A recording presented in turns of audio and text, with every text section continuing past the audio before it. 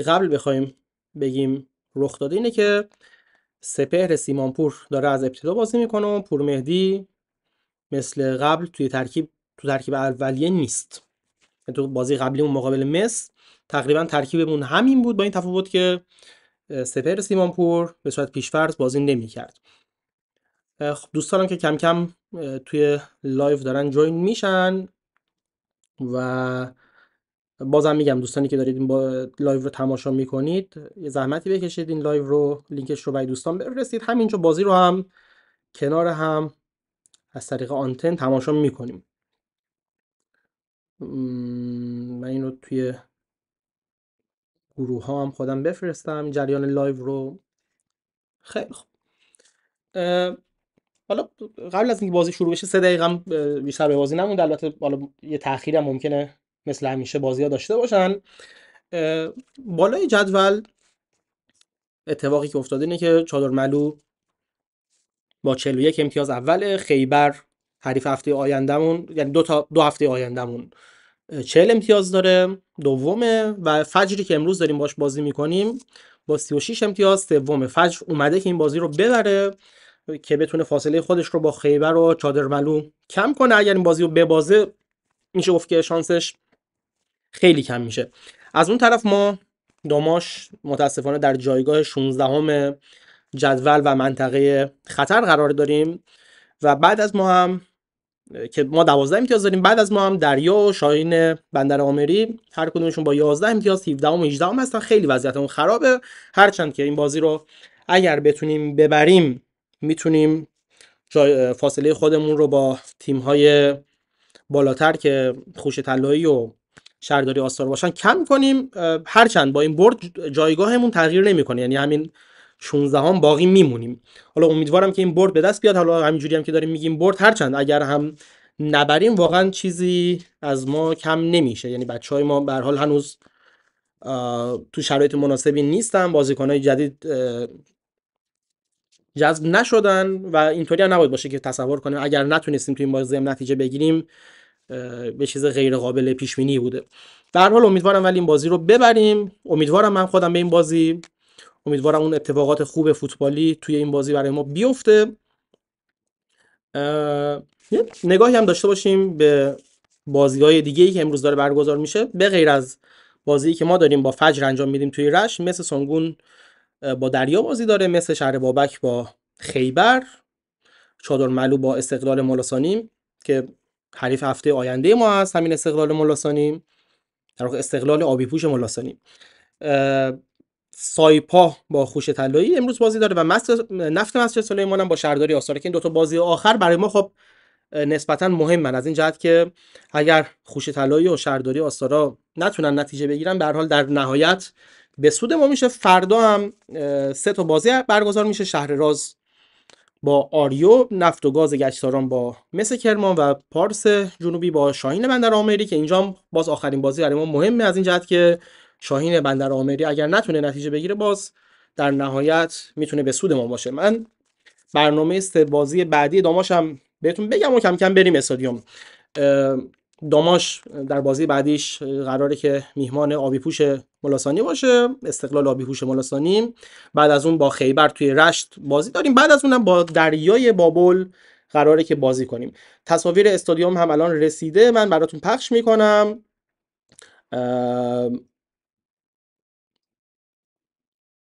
حالا یه ذره سیستم پخشمون هم امروز متفاوت، امیدوارم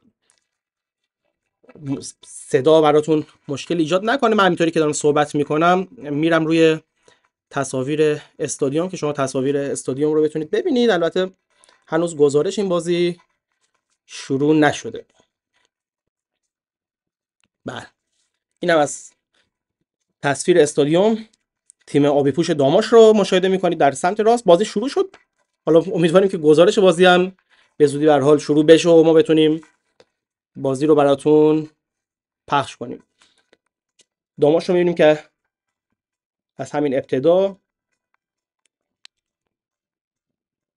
خب وسط زمین یک درگیری پیش میاد. من به محض اینکه گزارش بازی توسط گزارشگر خوب آنتن آغاز بشه حتما صحبت‌های خودم رو قطع میکنم تا این لحظه. همونجوری که میبینید گزارشی در کار نیست و صرفا این آهنگی که داره تو پس زمینه پخش میشه. خب گزارش هم خوشبختانه شروع شد. من دیگه صحبتی نمی‌کنم که شما بتونید گزارش بازی رو بشنوید. نه، خب دوباره گزارش رو قطع کردن. در حال تصویر خودتون دارید باشه میفرمایید دیگه. بازی در حال در میانه میدان در جریانه. ترکیبم که خدمتتون خوندم. حالا یک دور دیگه هم تا صدای گزارشگر بخواد بس بشه، من ترکیب رو یک دور دیگه هم خدمتتون میخونم. اشکان توانا، آرمین انبساطی، سجاد قلی بیگی، رضا زاهد تبار، سعید طالبی، عباس کندل، پژمان نژاد، حسین خیری، محمد رستمی، سعید دلاور و سپهر سیمانپور. خب صدای گزارشگر خوب آنتن هم وصل شد و من دیگه سکوت میکنم که شما بتونید گزارش بازی رو بشنوید.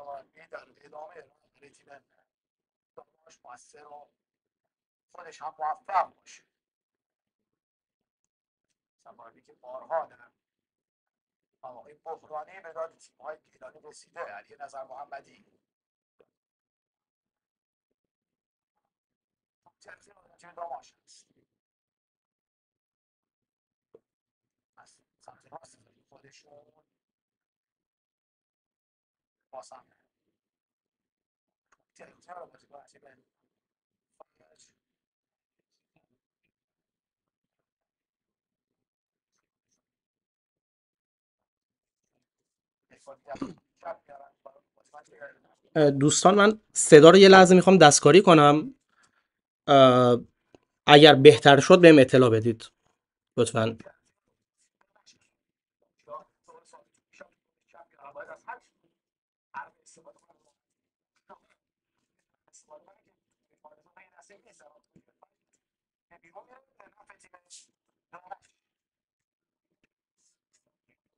بچه صدا رو الان من دستکاری میکنم، اگه قابل شنیدن بود همین بهم بگید، اگر نه که فکر نمیکنم کار خاصی بشه کرد. دیدید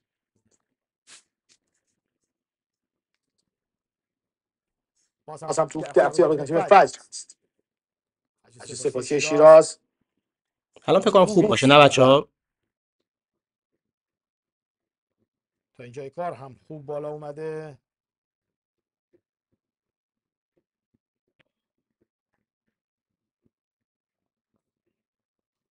بازیکن تیم فجر بازی رو آغاز می‌کنن، توپ رو به چپ میبرن. باز هم یک سانت محسن سیفی توپ رو کمی عقب‌تر میاره.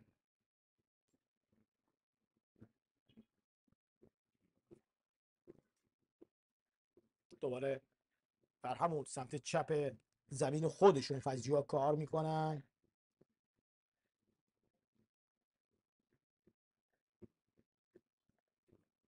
باز هم بازیکن تیم فجر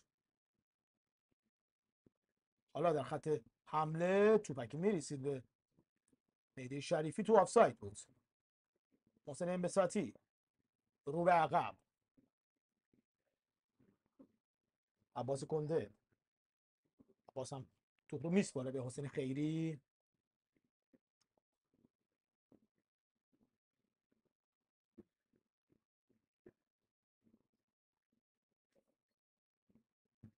باز هم فجری ها از سمت چپ صاحب توپ و میدان هستند. کمی بهتر دارن کار میکنن در زمین تیم داماش بازیکن تیم فجر، اما داماش هم در مقابل هواداری خودش خود بازی رو برنده باشه.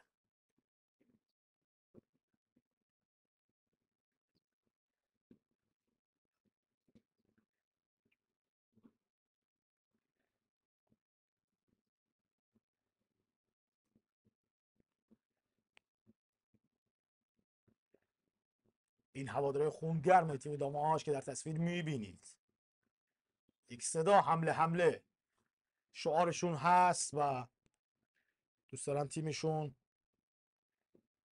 در خانه نتیجه بگیره.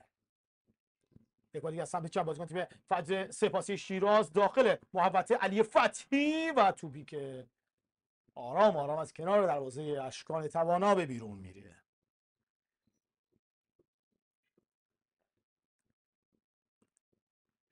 رضا مهدوی رو میبینید، علی نظرمادی باهاش صحبت میکنه.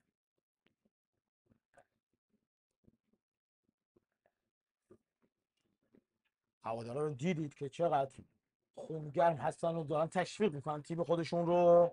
هوادارایی که بی‌صبرانه منتظر گل هستن در ورزشگاه شهید عضلی شهرنشت. 10 دقیقه از این دیدار رو پشت سر گذاشتیم. باید ببینیم که چه نتیجه رو داماشی‌ها خواهند گرفت امروز. توپ رو به چپ میارن، پژمان نجات. خود پژمان این بار یه بازیکن و دو بازیکن رو به خوبی پیش رو برداشت، حالا توپ رو به راست میبره برای بازیکن تیم داماش گیلان. از همون سمت رضا زاهد تبار کمی عقب‌تر، محمد رضا رستمی، بخشید محمد رستمی، خود محمد و توپی که حالا برگشت پیدا میکنه توسط بازیکن تیم فجر. عباس به دنبال توپ هست، عباس کندل، اما به توپ نرسید. دوباره فجری ها صاحب توپ هستند. رستمی، انبساطی نرسید به توپ و در ادامه حالا انبساطی صاحب توپ میشه.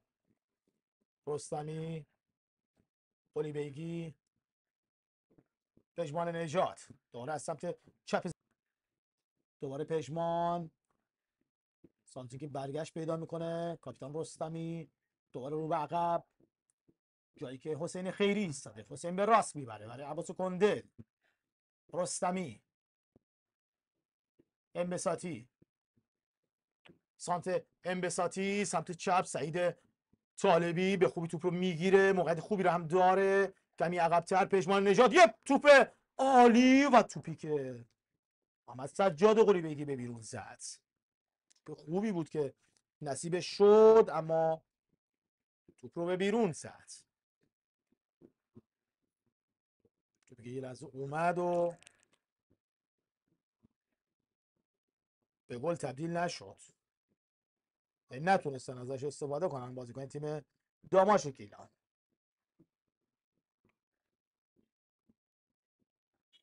توپی که اومد برای بازیکن‌های تیم داماش. ببینید این صحنه رو، توپی که اینجا رسید اما توپ رو به آسمان کوبید. حالا از سمت راست یک بار دیگه بازیکن تیم فجر سپاسی شیراز حمله رو تدارک می‌بینن و اعلام خطا برای داماش گیلان. یک بار دیگه اون صحنه رو ببینید، توپی که اینجا پژمان نجات فرستاد و به بیرون زد محمد سجاد قلی بیگی.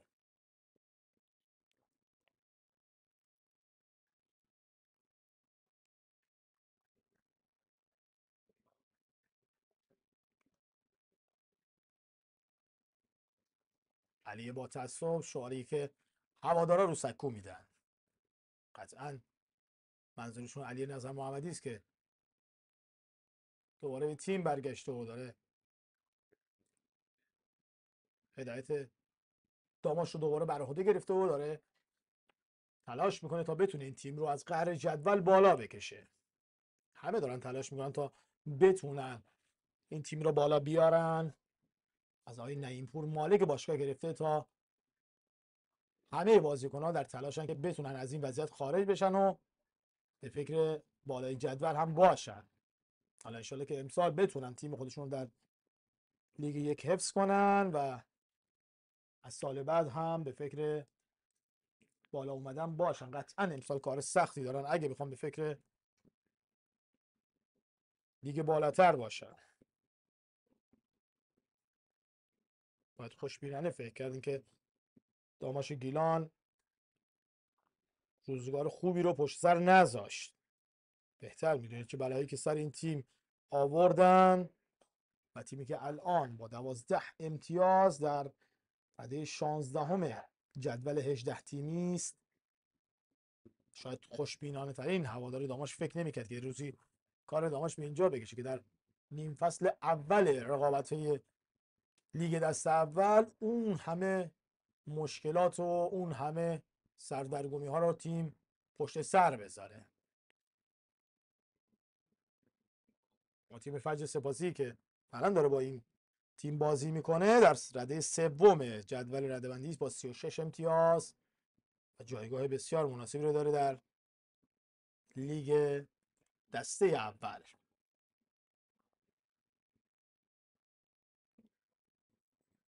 خوبی این بازی اینه که هر دو تیم‌های ریشه‌دار استان خودشون هستن، هم داماش گیلان هم فجر سپاسی، هم ریشه‌دار و هم پرطرفدار. یک بار دیگه بازیکن تیم داماش با ضربه سر رو کمی دور میکنن. رستمی رو به عقب. پژمان نجات یه بازیکن پیش رو برداشت، پژمان اما توپش به بیرون رفت و این هم علی نظر محمدی که ناراحت است از این مسئله که به وجود اومده. اینم مهدی رجب زاده سرمربی تیم فجر.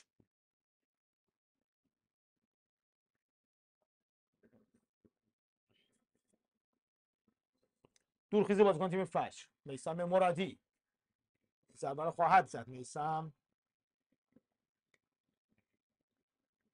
چون که فرستاده میشه کوتاه هست. دوباره خود مرادی سانتی که انجام شد. یه شوت از بازیکن تیم فجر عرفان پور افراز که توپ عرفان هم به بیرون رفت. علی نظر محمدی رو ببین.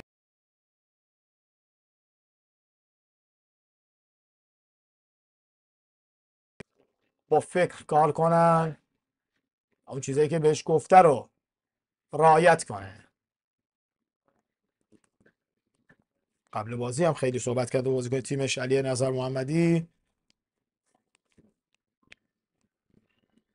یک بار دیگه بازیکن تیم فجر سپاسی دوباره از سمت راست بازیکن تیم فجر داخل محوطه جریمه. یه لحظه یه توپ و گل اولی دیدار به ثمر میرسه توسط بازیکن تیم فجر سپاسی و یار شماره 30 عرفان پور افرازه که گل اول تیمش رو به ثمر رسون در غافلگیری تمام برای تیم داماش گیلان.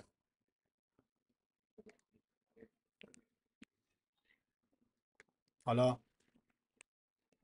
فجر در زمین داماش پیش میفته و داماش دیگه چیزی برای از دست دادن نداره و باید تلاش کنه تا بتونه این گل رو جبران کنه. این هم مهدی رجب زاده و بازیکن تیمش یه نظر محمدی هرچی گفت کمتر شنیدم بازیکن تیمش. ببینیم حرکت آهسته گلی که به ثمر رسید رو. اینجا توپی که داخل محوطه جریمه اومد یه لحظه گم کردن بازیکن تیم داماش گیلان توپ رو و توپ وارد دروازه داماش شد.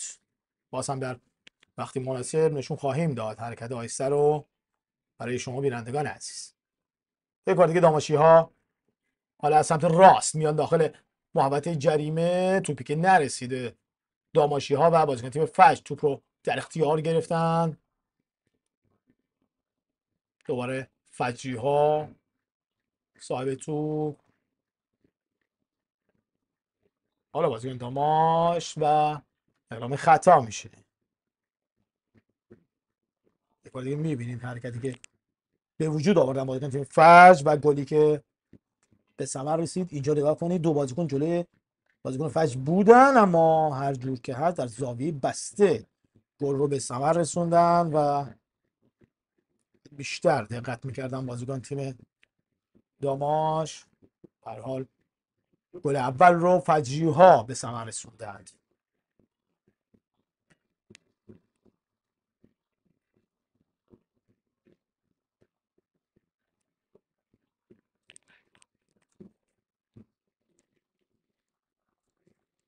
حالا این ضربه ایستگاهی رو خواهند زد بازیکن تیم داماش گیلان. ببینید از این توپ چگونه استفاده خواهند کرد. داور در سود خودش میدمه. توپی که فرستاده میشه. فرصت هست برای بازیکن تیم داماش که باز هم نتونستن از این موقعیت استفاده کنن. یک بار دیگه برگشت تو. حالا آفساید باید گرفته بشه. بله از سوی کمک اول این دیدار پرچمش بالا میره و اعلام آفساید میشه. احمد رفیعی کمک اول این دیدار هست.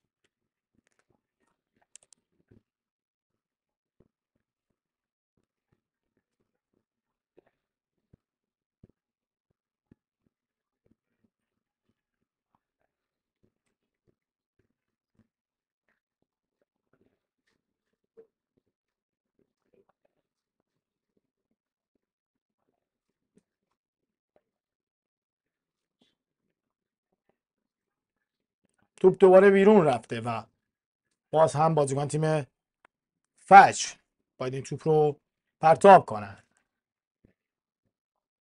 میثم مرادی توپ رو در اختیار داره. توپی که حالا پرتاب میشه و به بیرون میره. محمد رستمی تلاش کرد تا این توپ طرف داماشی‌ها به بیرون رفت. بازیکن تیم داماش بلافاصله بازی رو آغاز میکنن و حالا اعلام خطا میشه. خطایی که داور اعلام کرد، صحبت میکنه با بازیکن تیم فجر از ضربه ایستگاهی که خواهند زد بازیکن تیم داماش گیلان. سعید طالبی پشت توپ ایستاده. داور میخواد که بازیکن فجر کمی عقب‌تر بیان، خودش هم میره جایگیری میکنه، در صورت خودش میدمه کوتاه برای رستمی. خود رستمی به راست میبره، آفساید. آره خیلی توی آفساید هم بود بازیکن تیم داماش و پرچم کمک داور که بالا رفت.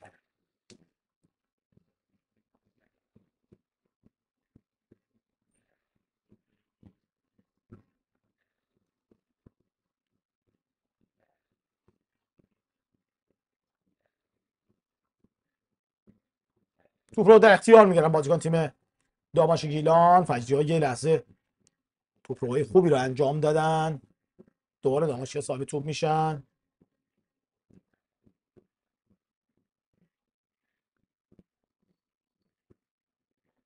یازده محمد سجاد قلی بیگی و توپی که باز هم از دست رفت.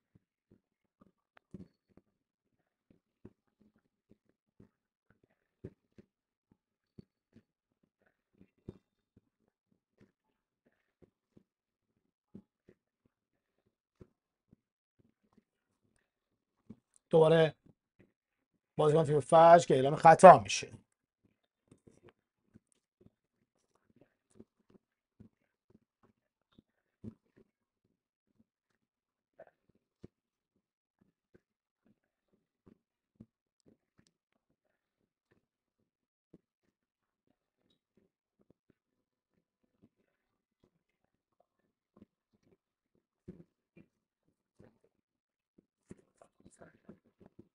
دوره بازیکن تیم داماش گیلان سمت راست و باز هم با ضربه سر دور میکنن بازیکن تیم فجر سپاسی این توپ رو.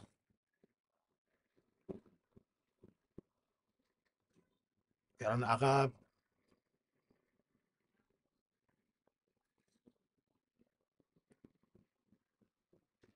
باز هم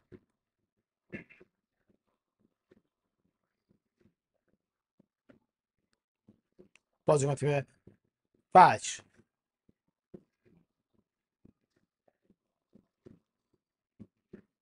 داماشی ها در ورزشگاه حضور دارن و کماکان دارن تیم خودشون رو تشویق میکنن.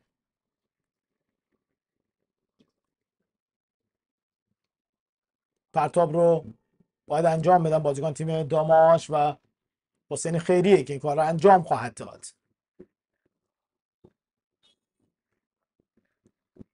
خود خیری پرتابش رو انجام میده. یه لحظه برمیگردونم بازیکن تیم داماش حالا از سمت چپ. پشمان نجات توپیشو میگیرن بازیکن تیم فجر سپاسی. میتونست پاس درست سری هم بده پژمان. باز هم توی پژمان برخورد به بازیکن‌های تیم فجر و توپی که بیرون میره. خود پژمان میاد پرتاب رو انجام بده.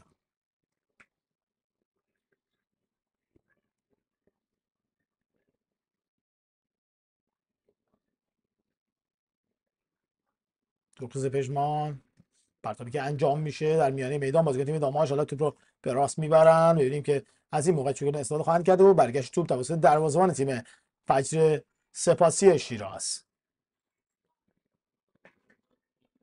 دوباره پژمان نجات سانتی که حالا انجام میده داخل محدوده جریمه. فرصت هست برای بازیکن تیم داماش و توپی که هنوز بیرون نرفته. سعید طالبی دوباره پژمان میخواد سانتش انجام بده که توپش برخورد میکنه به بازیکن تیم فجر رو به بیرون میره. خودش حالا میاد تا این توپ رو بزنه.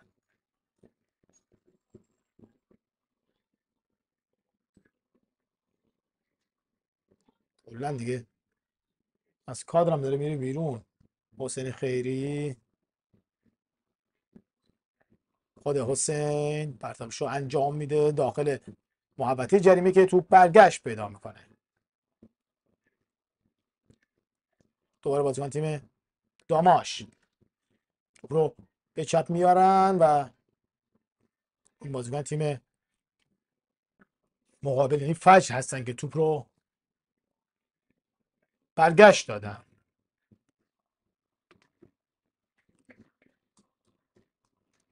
یه نظر محمدی دوباره میاد کنار زمین صحبت میکنه با محمد رضا مهدوی.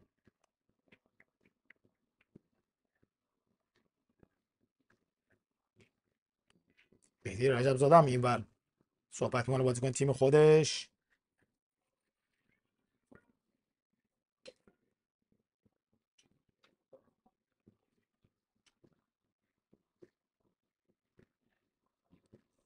پرتاب دوباره برای داماش گیلان.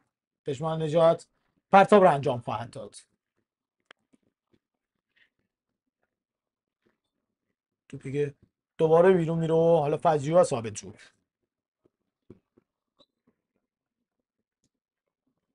بلافاصله بازی رو آغاز میکنن، رو به عقب میبرن توپ رو. این سمت که دروازه‌بان تیم فجر سپاسی شیراز یعنی داوود رجبی حضور داره. او هم بلافاصله توپ رو میاره بره زمین تیم داماش گیلان که حالا توپ رو به بیرون میزنه. عباس کندل.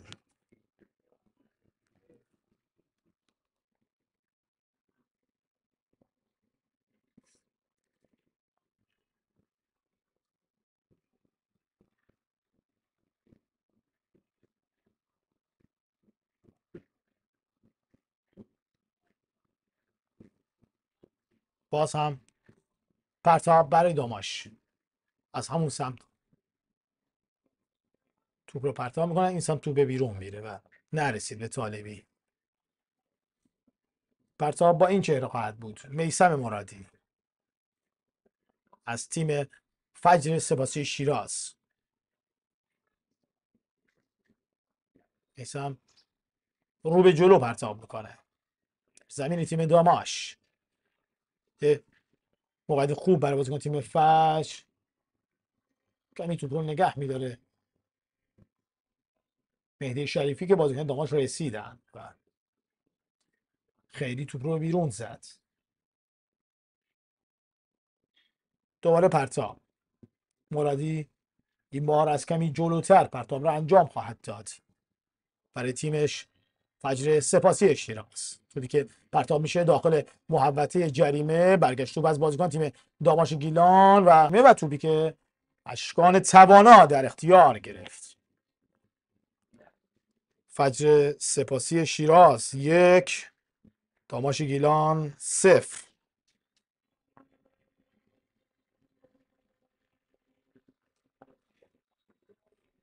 توپی که اومد و چطور به گل تبدیل شد و دیگه ما هم موندیم توش. توپی که خیلی راحت سانت شد و توی دروازه تیم داماش قرار گرفت و گل دوم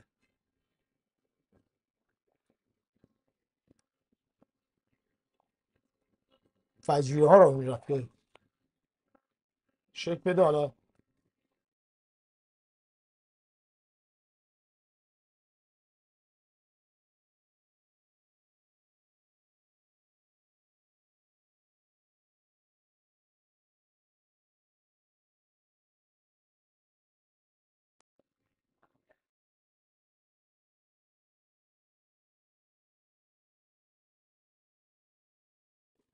دروازه شد و شانس آوردن که آفساید اعلام شد. حالا حرکت آیستش هم همکارمون نشون خواهند داد. توپی که اینجا فرستاده شد اگه مستقیم میزد همون بازیکن تیم فجر گل دومشون رقم میخورد. یه لحظه منم فکر کردم که گل، بعد پرچم کمک رو دیدم.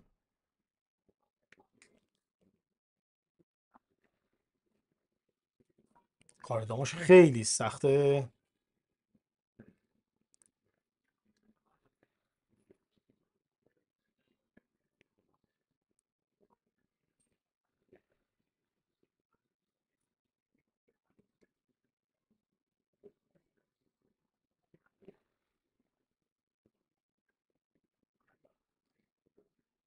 دوباره بازیکن تیم داماش از این موقع باید استفاده کنه. طالبی توپی که طالبی زد و یه لحظه خطا هم اعلام نشد. و توپی که حالا فجیرات دوباره صاحب توپ شدن. دوباره از سمت چپ بازیکن تیم فجر و توپی که این بار به بیرون زدن. خیلی باید مراقب باشن بازیکن تیم داماش. یه بازیکن تیم فجر هم روی زمین افتاده. داور میاد بالا سر این بازیکن تا به وضعیت این بازیکن رسیدگی کنه. این هم نیمکت تیم داماش که میبینید. در حال نیمکت هم بازیکن‌های همچین جونداری حضور ندارن که بگیم میخواد در نیمه دوم حالا بتونن به این تیم کمک کنن. حالا مشتاق بیژن و سیامک علیزاده که هستن.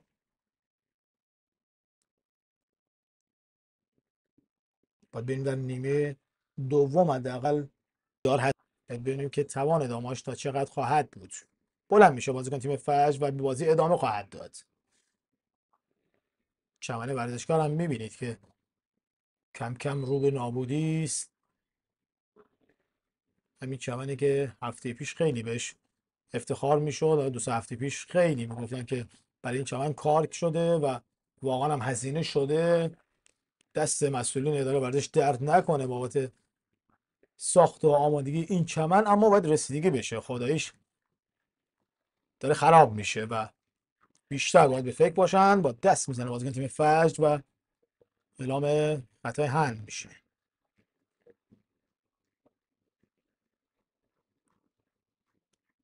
میتونست داوری کارت زرد رو بده به بازیکن تیم فجر.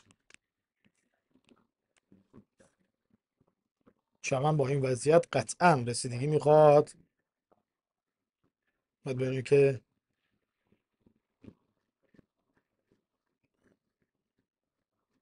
چه تصمیماتی رو خواهند گرفت برای این.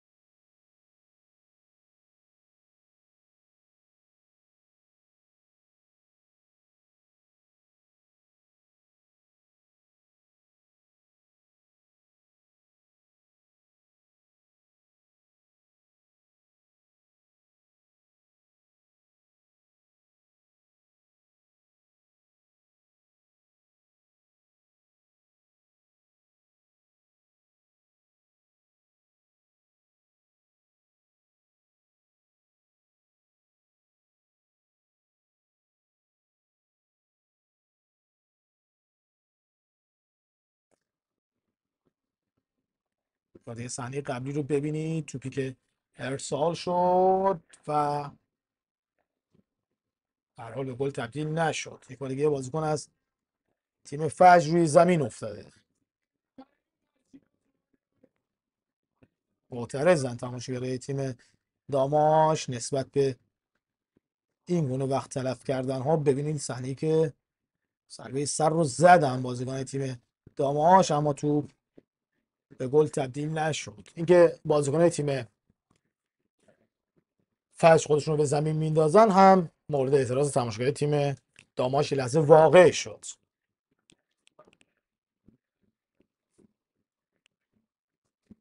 داوود رجبی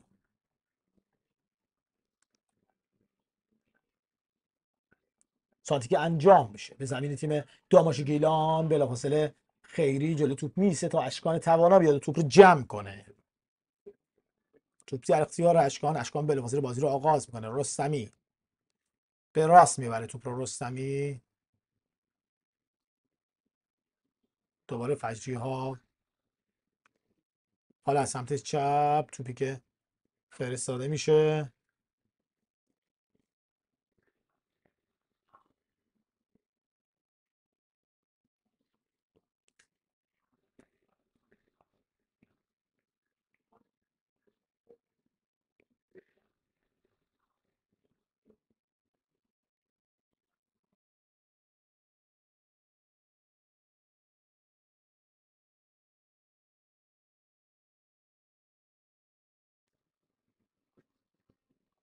بعد صحنه قبلی رو ببینید، توپی که ارسال شد و در حال به گل تبدیل نشد. یک بار دیگه بازیکن از تیم فجر روی زمین افتاده. معترضن تماشاگرای تیم داماش نسبت به این گونه وقت تلف کردن ها. ببینید صحنه‌ای که ضربه سر رو زدن بازیکن تیم داماش، اما تو به گل تبدیل نشد. اینکه بازیکن تیم فجر خودشون رو به زمین میندازن هم مورد اعتراض تماشاگرای تیم داماش لحظه واقع شد.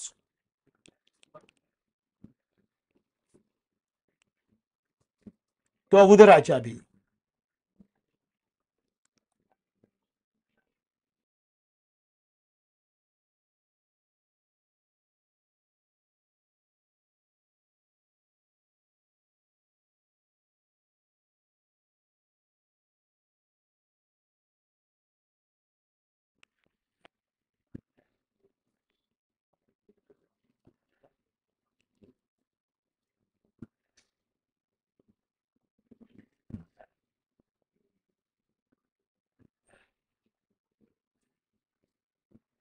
باز هم بازیکن تیم داماش صاحب توپ هستن. انبساطی توپ رو به راست میبره، سانتی که انجام میشه و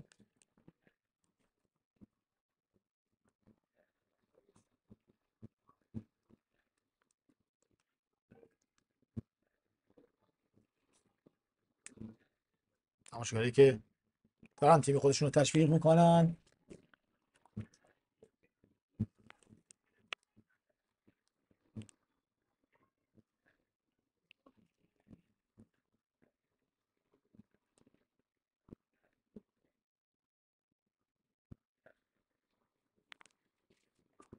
دوباره داماشی ها توانا میفرسته توپ رو میانه میدان. ضربه سر از بازیکن تیم داماش. انبساطی، رستمی به راست میاره. عباس کندل صاحب توپ. خود عباس تو زودتر باید توپ رو بفرسته و توپی که با برخورد به پای بازیکن‌های تیم داماش به بیرون میره.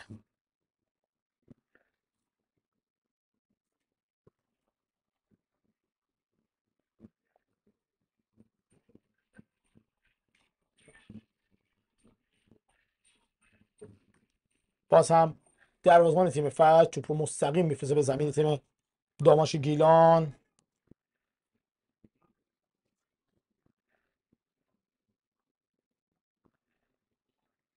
بازی همزمان هم فقط یه بازی گل داشته، اونم چادر ملوی اردکان بوده که 1-0 استقلال آیبوشان ملاسانی رو از پیش رو برداشته. تا اینجای کار در دقیقه 40 اون دیدار هستیم. دیگر بازی ها 0-0 هست که مثل سونگون و دریای بابل 0-0 هن، مثل شهر بابک و خیبر 0-0، سایپا و خوشی هم 0-0، نفت و شهرداری آستان که تازه بازیشون شروع شده هم 0-0 هست. و خب جالبه که بدونید تیم خوشی طلایی ثابت تنها با 14 بازیکن به مسافت تیم سایپا رفته. به هر حال اینم از عجایب لیگ یک ما هست.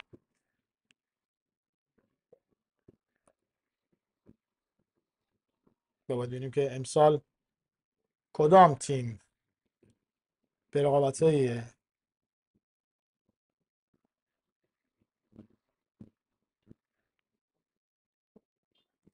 لیگ برتر صعود خواهد کرد. یک بار دیگه بازیکن تیم فجر صاحب توپ هستن و باز هم اعلام آفساید میشه. چقدر بد جا میمونه بازیکن تیم داماش. حالا خوشبختانه تو آفساید گیری بد نبودن. به چی اشاره میکنه بازیکن تیم داماش؟ به مهدی رجب زاده میگه که کمی عقب‌تر باشه و از محوطه فنیش بیرون نیاد. داور میخواد از مربی تیم فجر تو محوطه فنی خودش حضور داشته باشه.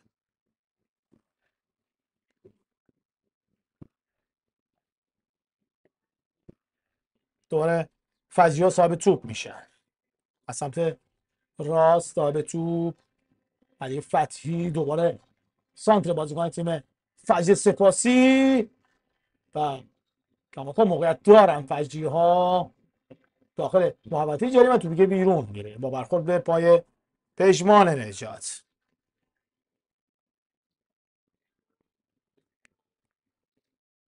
حالا ضربه کورنر را خواهند زد بازیکن تیم فجر. صحبت می‌کنه علی نظر محمدی با مربی خودش داوود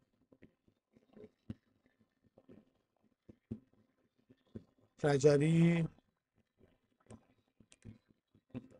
نگاه میکنه تو بیگه حالا فرستاده خواهد شد و روی دروازه تیم داماش گیلان سانتی که انجام میشه و توپ رو به راحتی در اختیار میگیره اشکان توانا.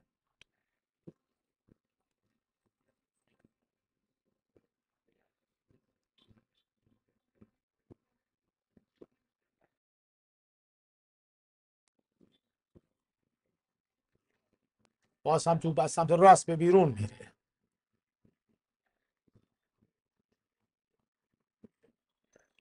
رو پرتاب میکنن بازیکن تیم داماش و باز هم توپ به بیرون رفت.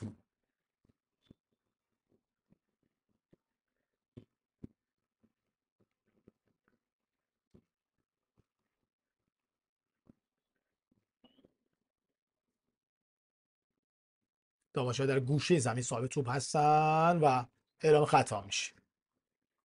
خطایی که برای داماش گرفته شد.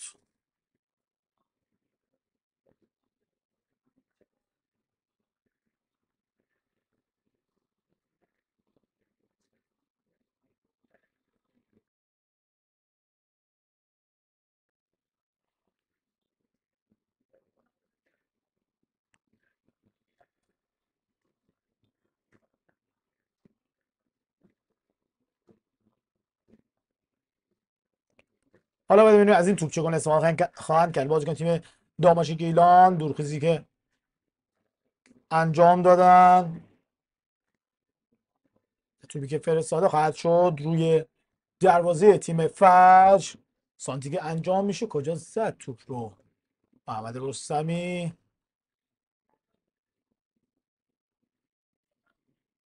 توپی که بیرون رفت.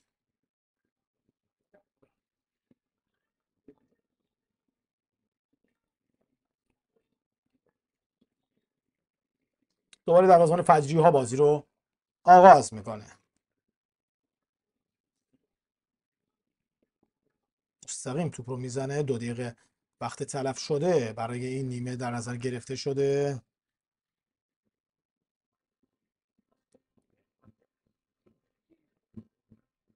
که بازیکن خورد به تابلوهای تبلیغاتی اونور رفت بیرون. امیدوارم که حادثه‌ای برای پیش نیامده باشه. به هر حال بازیکن تیم فجر بنده خدا خورد اون تابلوهای تبلیغاتی و یک بار دیگه بازیکن تیم داماش برمیگردان توپ بازیکن تیم فجر رو.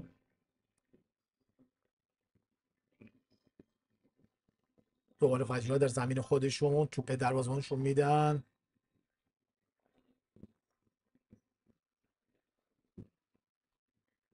میتونن بهتر عمل کنن بازیکن تیم داماش. البته فجر هم بازیکن خوبی داره و داره خوب کار میکنه در مقابل تیم داماش.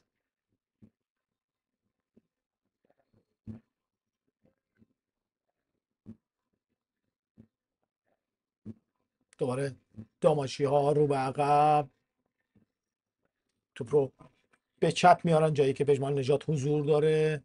طالبی دوباره نجات، یه لحظه انبساطی، حالا توپ رو دوباره میگیره، انبساطی به راست میبره، عباس کندل توپی که میفرسته عباس داخل محوطه جریمه، فرصت هست برای بازیکن تیم داماش و چرا نمیزنه توپ رو طالبی. به هر حال توپ برگشت پیدا میکنه، حالا ضد حمله داره اینور شک میگیره برای تیم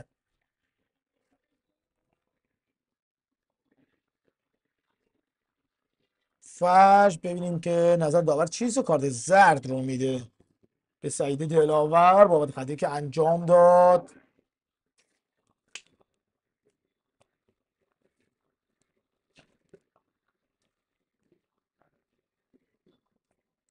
علی نظر محمدی حالا معترض هست نسبت به این تصمیم داور. خطای بازیکنهای تیم داماش رو گرفت و سعید دلاور رو حالا داور فرا میخونه. داور چهارم نکاتی رو بهش میگه، حالا صحبت میکنه داور با علی نظر محمدی و میگه من خودم صحنه رو دیدم و بفرما لطفا سر جات.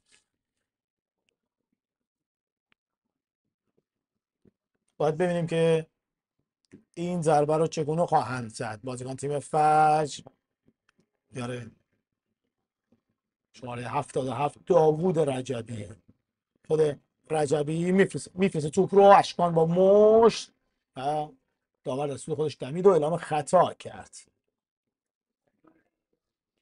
یه گل رو زدن فجر در نیمه اول، یه گل هم زدن که آفساید بود. نیمه اول اینجا به اتمام رسید، استراحتی کوتاه خواهیم کرد، با آغاز نیمه دوم در خدمت شما بینندگان عزیز خواهیم بود.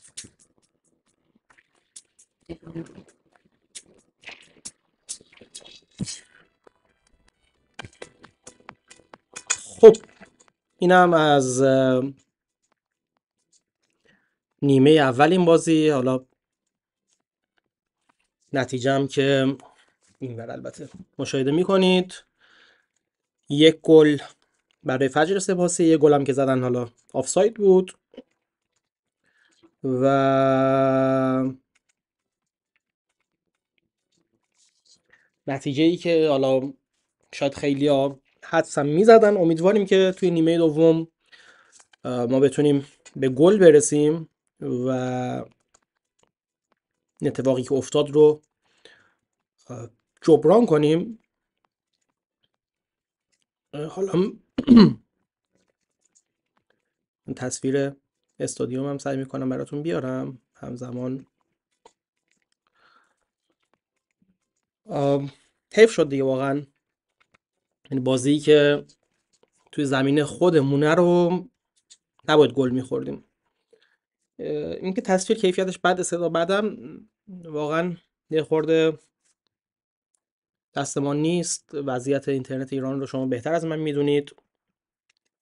حالا جدا از اینکه اینترنت ما هم گاهی به مشکل میخوره، خود بچهای آنتن هم اینترنتشون خیلی اوقات مشکل داره و به خاطر همین نمیتونن تصویر خوبی از استادیوم ارسال کنن. سر همین قضیه هر از گاهی تصویر قطع میشه. حالا من در ابتدای بازی خدمتتون عرض کردم ما بعد از این بازی یه بازی داریم با آبی‌هوش استقلال آبی‌هوش ملاسانی.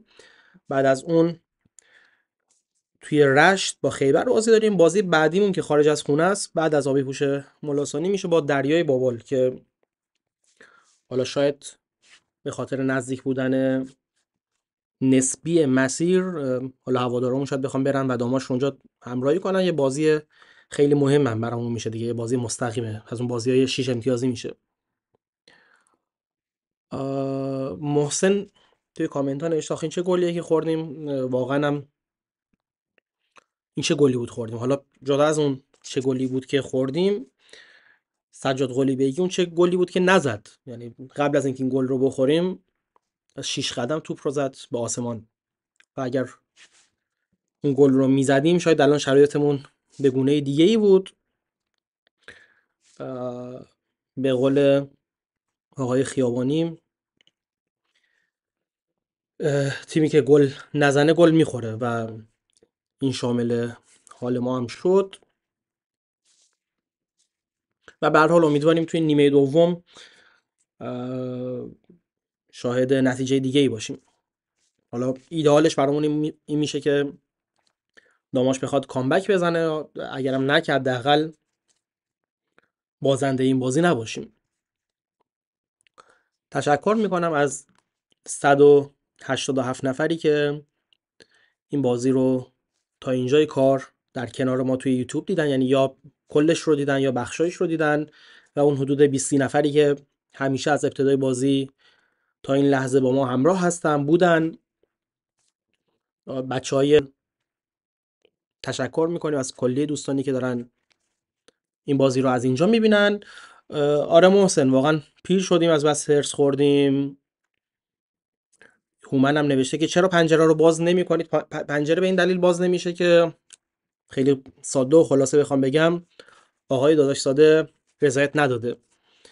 میگه من 1.5 میلیاردم رو بابت قراردادی که داشتم و مربیگری نکردم میخوام و ظاهرا هم این پولش تأمین نشده، به خاطر همین ما نمیتونیم از بازیکنامون استفاده کنیم.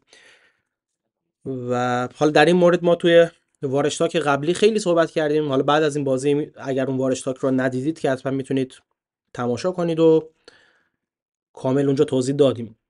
اینکه در نیمه دوم گل میزنیم یا نه هم که خب دیگه فوتبال دیگه، باید ببینیم که چه اتفاقی میفته. امیدواریم که این اتفاق بیفته، یعنی بتونیم 2 تا گل بزنیم و بازی رو ببریم، ولی به هر حال فوتبال و هیچ چیزیش قابل پیش بینی نیست.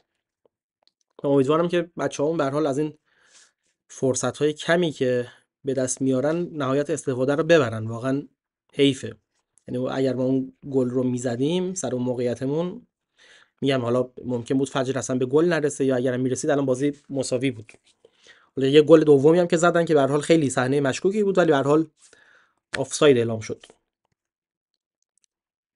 خلاص اینجور.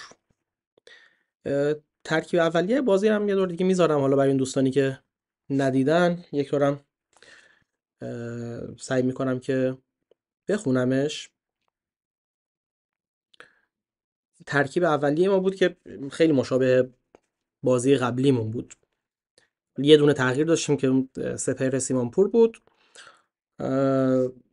اشکان توانا رو ما توی دروازه داشتیم: آرمین انبساطی، سجاد قلیبیگی، رضا زاهد تبار، سعید طالبی، عباس کندل، پژمان نجات، حسین خیری، محمد رستمی کاپیتانمون، سعید دلاور و سپهر سیمانپور به سرمربیگری آقای علی نظر محمدی.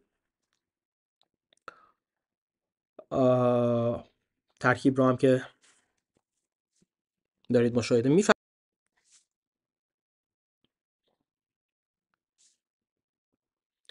در مورد این ترکیب هم واقعا نمیشه زیاد حرف خاصی زد، از این جهت که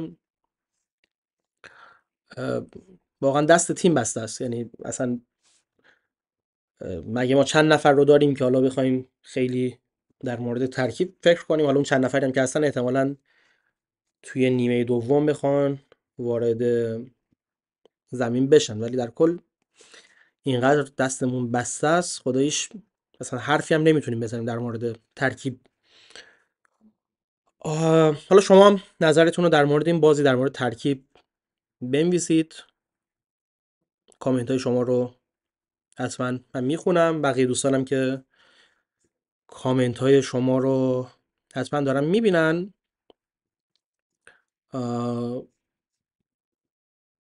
من برم یه استراحتی بکنم. چاییم هم اینجا هست یخ کرد، چایی هم بزنم. شما اگر چایی، تخمه یا آبی، هرچی مد نظرتون هست بزنید. با آغاز نیمه دوم برمیگردیم و در مورد نیمه دوم حتما صحبت میکنیم. البته که تصویر رو من قطع نمیکنم، یعنی تصویر زمین رو شما مشاهده خواهید کرد در حال.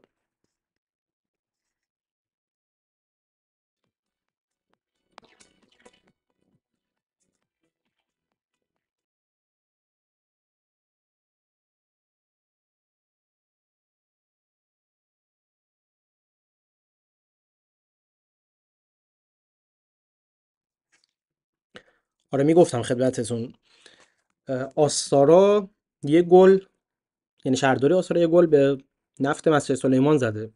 آستارایی که هفته پیش به دلیل تعداد کم بازیکن‌ها نتونسته بود بازیش رو انجام بده، الان اومده با یک گل از نفت پیش افتاده، از نفت مسجد سلیمان، و این خب خبر بدیه برامون از این جهت که آستارا دارن وارد زمین میشن. حالا صحبت‌های گزارشگر خوب بازی رحمان قاسمی هنوز شروع نشده، به محض اینکه صحبت حتما صدای ورزشکار رو ما خدمت شما پخش میکنیم. الان اگر چندان هم مهم نیست. یکی از دوستان نوشته بود که سپهر سیمانپور بازیکن خوبیه، چرا ازش استفاده نمیشه توی ترکیب اصلی؟ چرا شد دیگه، یعنی توی این بازی از ابتدای بازی سپهر سیمانپور حضور داشت، پس اینجوری نیست که بهش بازی داده نشه، یعنی توی این بازی حداقل بازی داده شد. در این نیمه داماشیا از سمت چپ باید توپ بزنن و این تیم زردپوش فجر سپاسی که در سمت راست میدان بازی میکنه. اگر دوستاتون هنوز وارد لایو نشدن بهشون اطلاع بدید، بازی به زودی زود شروع میشه. خب بله، اینم سوت آغاز بازی. گزارش بازی هنوز شروع نشده. داماشیا با توپ پر باید این نیمه رو بازی کنن، دیگه چیزی برای از دست رفتن وجود نداره، باید تمام تلاشمون رو بکنیم که به گل برسیم. من متوجه نشدم که تعویضی هم رخ داد یا نه. حتما اگر تعویضی هم رخ داده باشه رحمان قاسمی گزارشگر خوبه حاضر در استادیوم خدمتتون گزارش خواهد کرد. موفق به و رقم بره. این هم حالا بازی شما دوم ببینیم چه رحمان اتفاقی قاسمی. خواهد افتاد، چه نتیجه‌ای رو دو تیم به دست خواهند آورد. و علی نظر مهدی که در کنار زمین می‌بینید در این دیدار این چهره علی نظر محمدی، اشکان توانا، سعید دلاور، سعید طالبی، محسن انبساطی، محمد سجاد قلیبگی، محمد رستمی، امیر محمد سیمانپور، عباس کندل، حسین خیری، رضا زاهدتبار و پژمان نجات رو به زمین مسابقه فرستاده و میبینید چهره خود علی نظر محمدی رو. و حالا توپی که به دست اومده برای تیم فجر سپاسی شیراز پشت محوطه جریمه داماش گیلان، توپی که سانت میشه و داخل محوطه جریمه توپ رو بیرون میزنن بازیکن تیم سیفی، غلامزاده، میثم مرادی، داوود رجبی و علی فتحی. 11 بازیکن هستن که مهدی رجب زاده به زمین مسابقه فرستاده. این چهره محمد رضا مهدوی بود در کنار علی نظر محمدی. لحظه دیدید و خطایی که به دست اومده برای تیم داماش گیلان در جایگاه تیفوسی ها که میبینید داور اشاره میکنه که با سوت من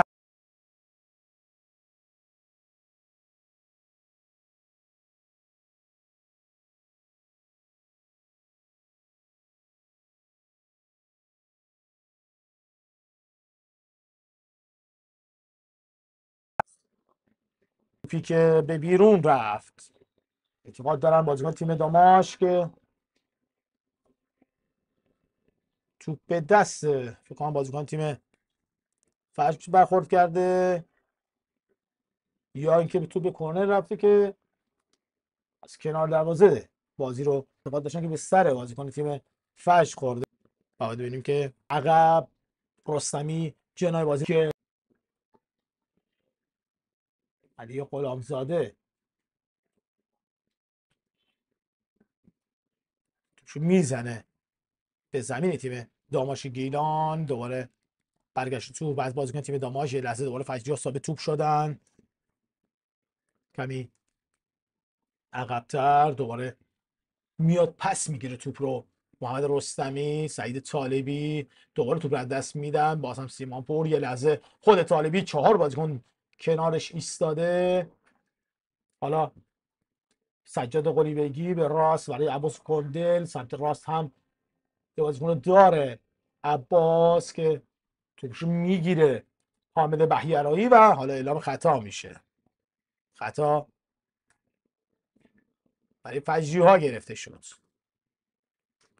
و این علی نظر محمدی است که اشاره میکنه معارضه مهدوی و اون هم در بک‌گراندش تماشاگرای خوش‌ذوق تیم داماش رو در جایگاه تیفوسی‌ها دیدید یه لحظه که یک صدا تیم خودشون رو تشویق میکنن. این علی نظر محمدی است که آرام قرار نداره در کنار زمین، به دنبال گرفتن نتیجه و گل برتری است برای تیمش، تیمی که فعلا 1-0 در زمین خودش عقب هست. یک بار دیگه بازیکن تیم داماش به چپ میبرن توپو، پژمان نجات، خود پژمان توپی که فرستاده میشد به بیرون نرفت. قبل از اینکه دروازه‌بان بگیره اگه میرفت که کرنر میشد.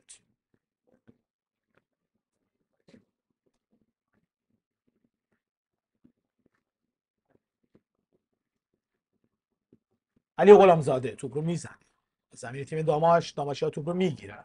زل یه لحظه توپ رو گرفت، بهیرایی کاپیتان تیم فجر، بالا همین توپ میاد که یک ضد حمله رو شکل بده برای تیم زردپوش و پشمان نجات که توپ رو برمیگرده.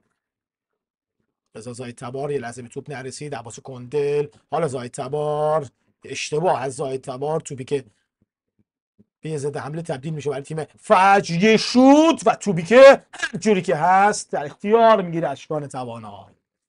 اشکان به خوبی این توپ رو گرفت و در 2 ضرب صاحب توپ شد و علی نظر محمدی که کم موندی خودش بره داخل زمین و گل بزنه برای تیمش.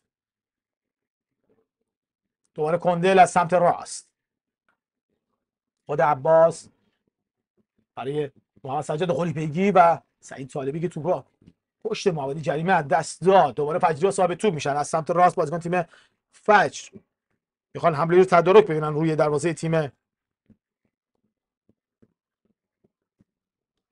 داماش که موفق نیستند.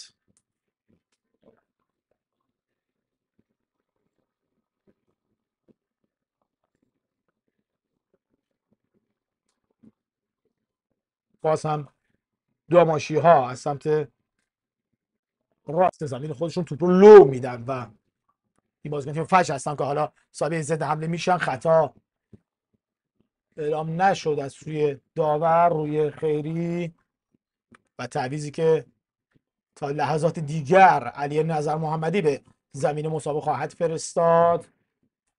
مجتبی بیژن بازیکن اسبق تیم سایپا به زمین مسابقه خواهد اومد برای تیم داماش.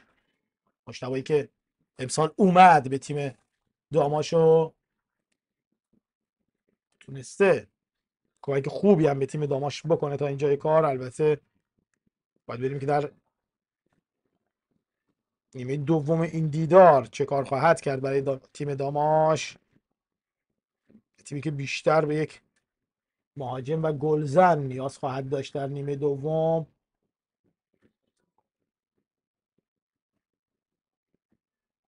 شاید با آوردن یک مدافع قراره در خط دفاعی بیشتر کار کنن داماشی ها و چشم به ضد حملات بدن. البته تیمش 1-0 عقب هست علی نظر محمدی و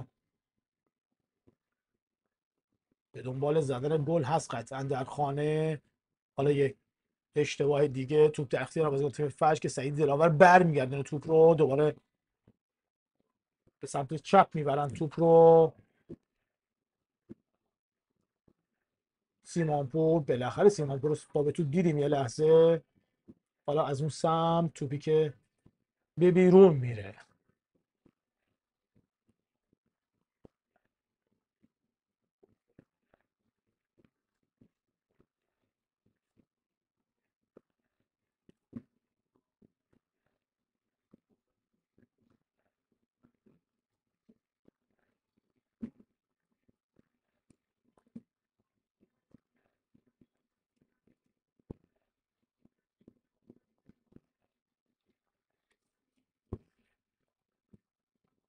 دوباره بازیکن تیم داماش گیلان از سمت چپ، طالبی داخل محیط جریمه، طالبی کمی عقب‌تر، این سمت سجاد کنده بخش عباس کندل که توپش به بیرون رفت. یه لحظه توپ رو فرستاد محمد سجاد قلیبیگی برای کندل که توپش به بیرون رفت. از کنار دروازه فجر بازی آغاز خواهد شد.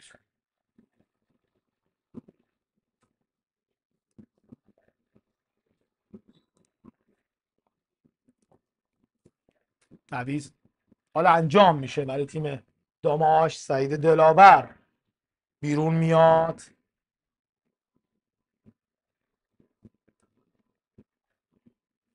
و مشتبه بیژن وارد بازی میشه. بازی شهرداری آستارا و نفت مسئولمان هم 1-1 داره دنبال میشه در دقیقه 41 که نیمه اول اون دیدار هست. مابقی بازی ها همونطور که خدمت شما عرض کردم بدون گل داره دنبال میشه، به جز بازی چادرملو و اردکان که مثل همین بازی 1-0 پیش از چادرملو از استقلال آبی پوشان.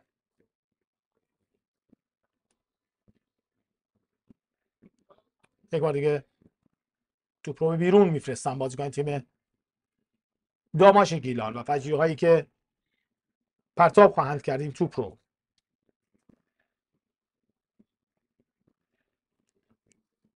دوباره پرتاب برای فش.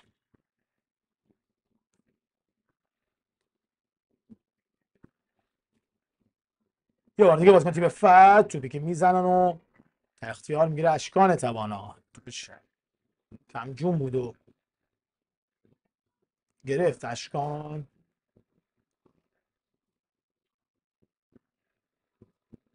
57مین دقیقه از این دیدار. داماش 0 فجر 1.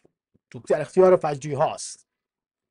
سمت راست سانتی که انجام میدن. برگشت توپ از بازیکن تیم داماش. دوباره فجری ها حالا به خوبی کندل توپ رو گرفت. میده توپ رو به رضا زاهد تبار. خود رضا یه بازیکن جلوش ایستاده و اجازه کار رو به رضا نمیده.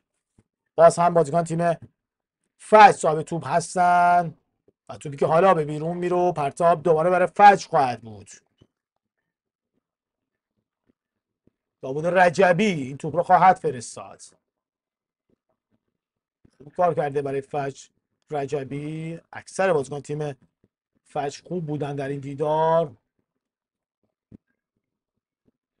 دوباره برگشت توپی که رسید به فجری ها و توپ رو به بیرون زدن خودشون.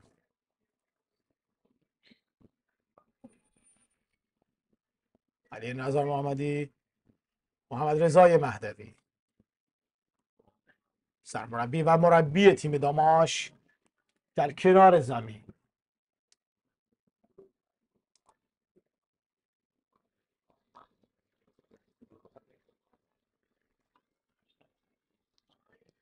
علی نظر محمدی رو میشنوید قطعا شما. فریادهایی که بر سر بازیکن‌های خودش داره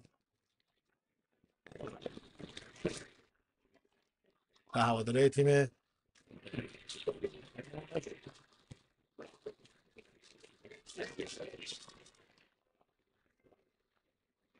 شمار داماش گل بزن رشتی ها بیقرارن و سر میدن هواداره تیم داماش.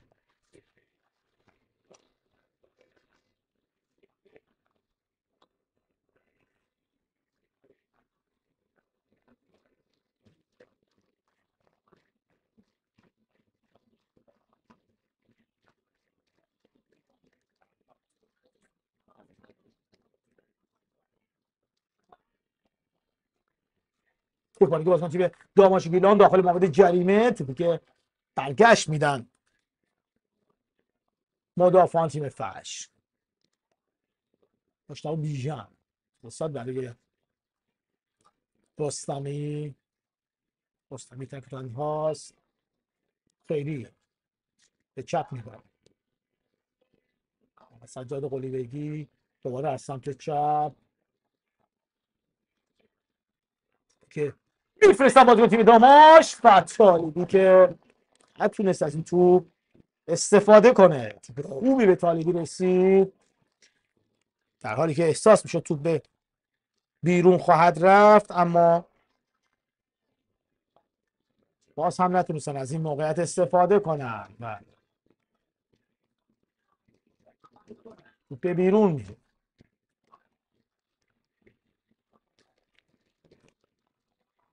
دیگه تو به بیرون رفته و پرتا این توپی که نتونستن استفاده کنن.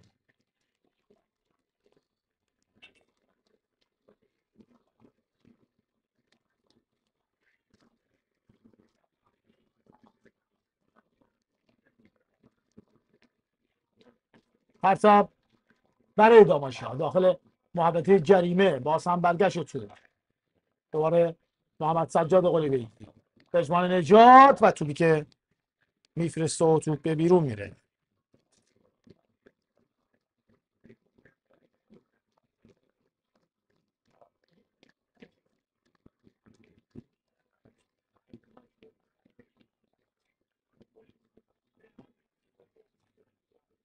کنار زمین علی نظر محمدی رو میبینید. یه حسینی رو صدا کرد، حسین ابراهیمی باشه. میدونم قراردادش رو تونستن ثبت کنن یا که نه، نتونستن. حسین ابراهیمی رو قراردادش رو ثبت کنن. حتما امیرحسین یوسفی رو صدا کرد یا سید حسین حقشناس. باید ببینیم که کدوم بازیکن رو به میدان خواهد آورد علی نظر محمدی.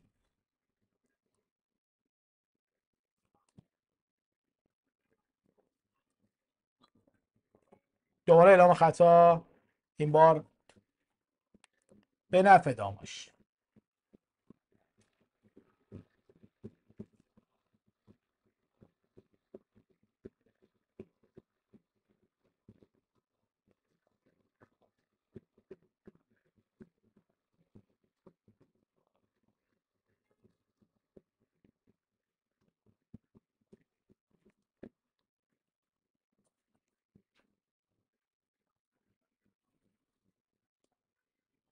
باز هم در خط دفاعی بازیکن تیم داماش صاحب توپ هستن. خیری، مجتبی بیژن. دو تعویض رو همزمان انجام خواهد داد تیم فجر. سعید زاره و عباس بوعزار به زمین خواهند اومد برای تیم فجر. ببینیم از این فرصت چگونه استفاده خواهند کرد. بازیکن تیم فجر پشت محوطه جریمه، توپی که به بیرون نرفته. کماکان فجری ها صاحب توپ هستن. توپی که حالا میزنن کمی عقب‌تر.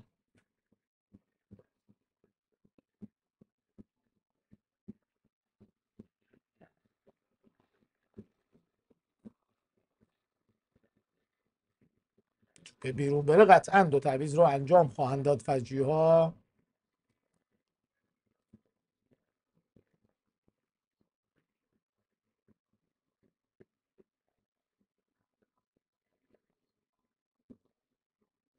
باز هم بازیکن تیم فجر و حالا توپ به بیرون میره و باید این تعویض ها انجام بشه. بله 18 سید حسین حقشناس رو داره به زمین مسابقه میاره علی نظر محمدی و حالا تعویضایی که فجر انجام میده. علی فتحی از بازی به بیرون میره. سعید زاره و عباس بوعزار به زمین مسابقه میان و مهدی شریفی که زمین بازی رو ترک میکنه. حال چهارم یک بار دیگه اشاره میکنه به داور اول این دیدار و یک کارت زرد رو علی نظر محمدی میده. نظر محمدی میگه چیکار کردم که این کارت رو بهم میدی؟ برحال اگه حرفی هم زده با بازیکن تیم خودش بوده و مثل خیلی هم مورد دیگه نیست که بیان کنار خط و توهین کنه بازیکن ها. علی نظر محمدی من که شنیدم حسین صدا کرد و بازیکن خودش رو به کنار زمین آورد تا تعویض کنه. در حال داور یک کارت زرد رو بهش داد.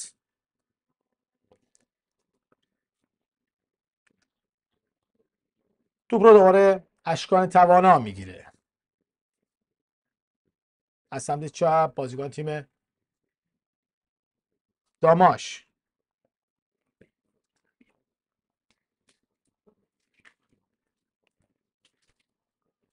این سمت بازیکن تیم فجر.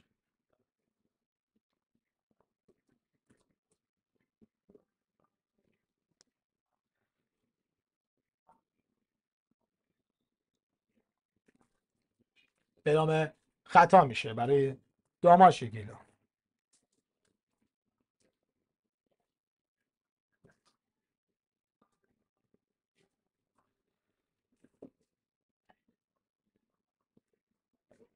یک بار دیگه بازیکن تیم فجر سپاسی شیراز یک حمله برای فجر. توپ رو به راست میبرن پشت محوطه جریمه و توپی که بیرون میره.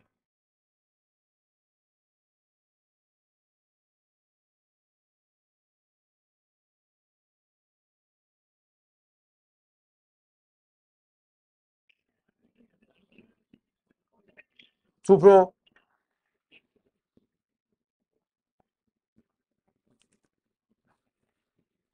در اختیار دارن بازیکن تیم فجر و تعویض تیم داماش هم حالا انجام میشه.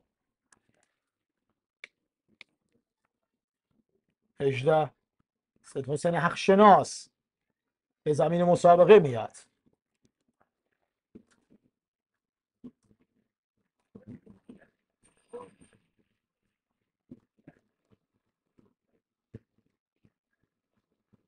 بازیکن تیم فجر حالا این ضربه خواهند زد. توپی که فرستاده میشه ضربه سر و به بیرون رفت.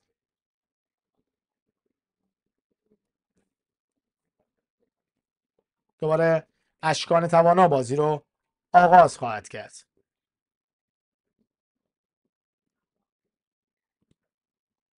از سمت راست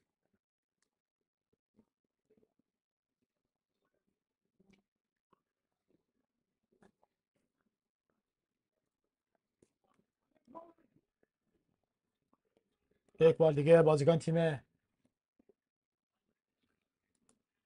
داماش ثابت تو بودن که توپی بیرون رفت و حالا باید پرتاب رو انجام بدن. خیری رو به عقب دروازه‌بان تیم داماش صاحب توپ.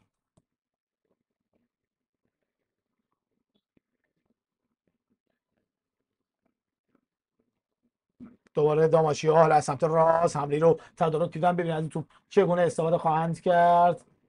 حسین حقشناس که توپش به بیرون میره.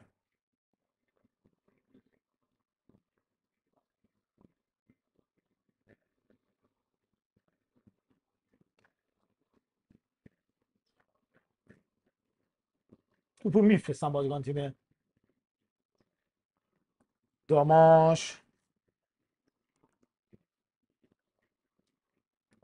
دوباره محمد سجاد قلی بیگی مشتاق بیژن توپ رو به چپ میره برای نجات. اعلام خطا میشه.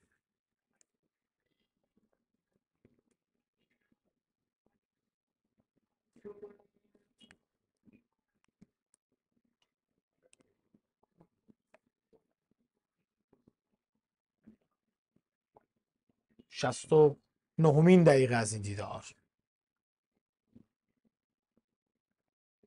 داماش 1-0 عقب هست از تیم فجر سپاسی شیراز در خانه خودش.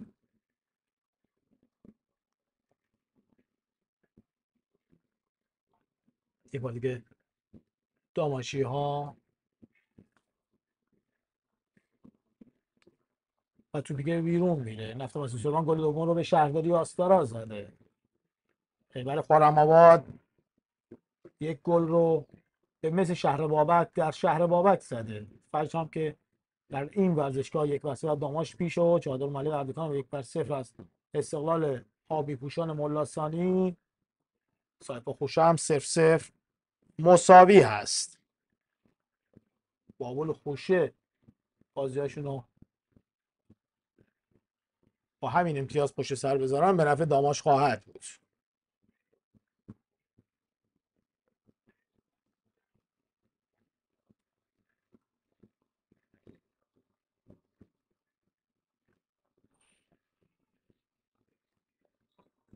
یک بار دیگه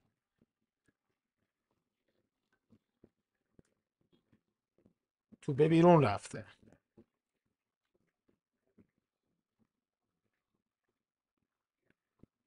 داماشی باید پرتاب رو انجام بده.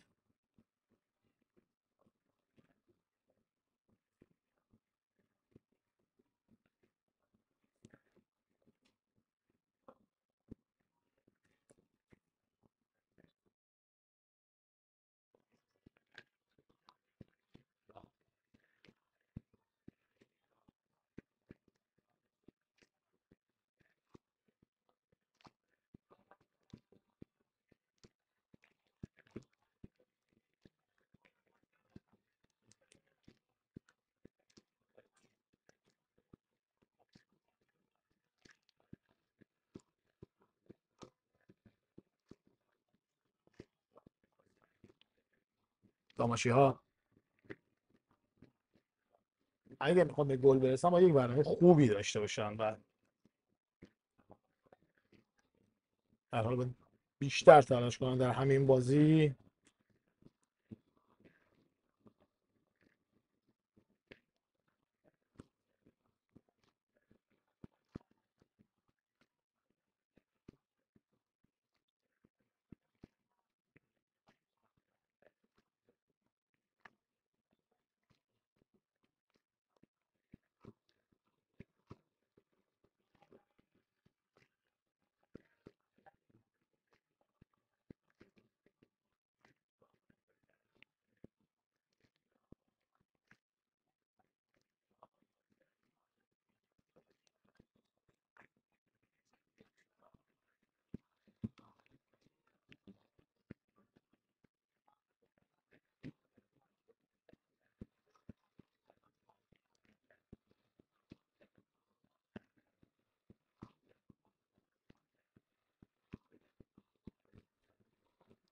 دوباره داماشی ها از سمت چپ توپی رو میفرستن. سعید طالبی توپ نرسید و توپ رو فجی ها به بیرون زدن. پرچم داور بالاست.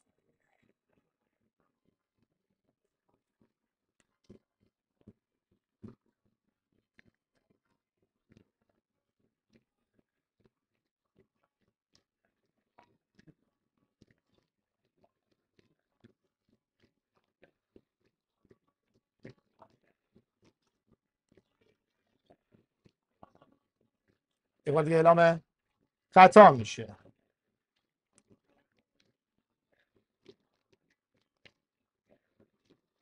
به چپ میبرن توپ. بازیکن تیم داماش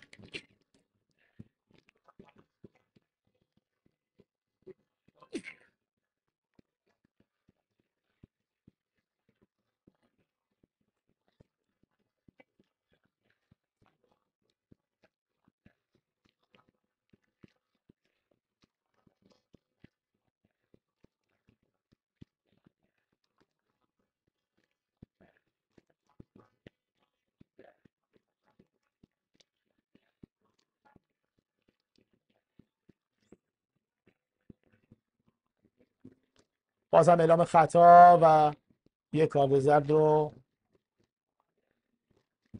حالا به بازیکن داماش نشون میده و مشتاق بیژن که این کارت زرد رو گرفت.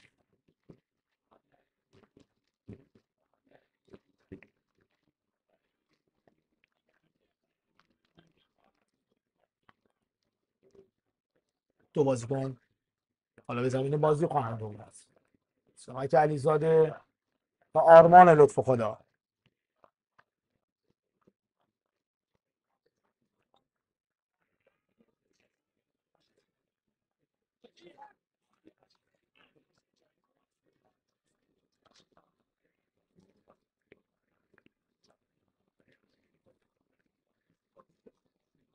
هواداری تیم داماش هم هر روز سکوها بی صبرانه منتظر اولین گل تیمشون هستن، اما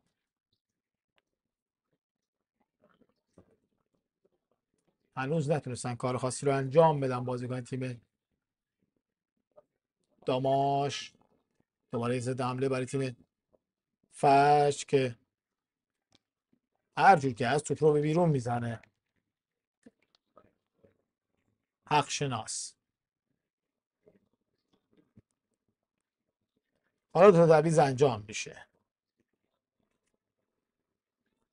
55 به زمین مسابقه میاد و 8-14 محمد رستمی بیرون میره. سمت علیزاده به زمین مسابقه میاد. آرمان لطف خدا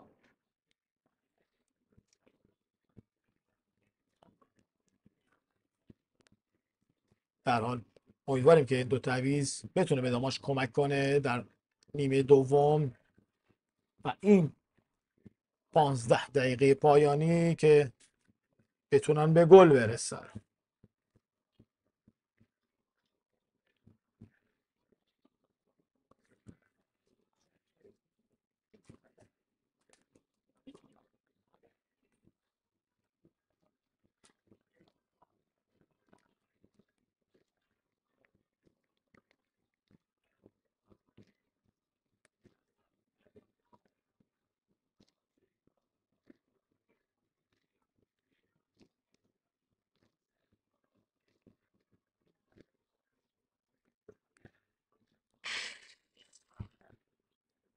دوره پرتاب برای داماشی ها، پرتابی که حسین خیری انجام داد. چرا نمیتونن هیچ توپی رو درست داخل این محوطه ازش استفاده کنن این بازیکن داماش؟ حسین حقشناس روی زمین میفته، اعلام خطا میشه روش. چون دیگه بتونن از این موقعیت استفاده کنن.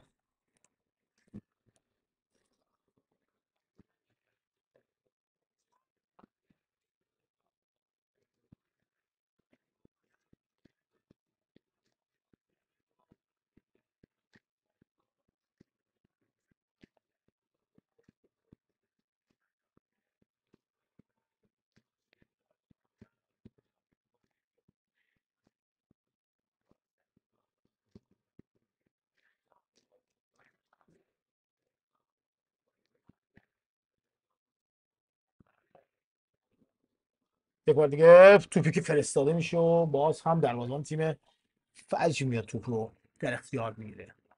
حالا یه بازیکن خودش رو به روی زمین انداخته و دوباره مثل نیمه اول قرار وقت کشی انجام بشه.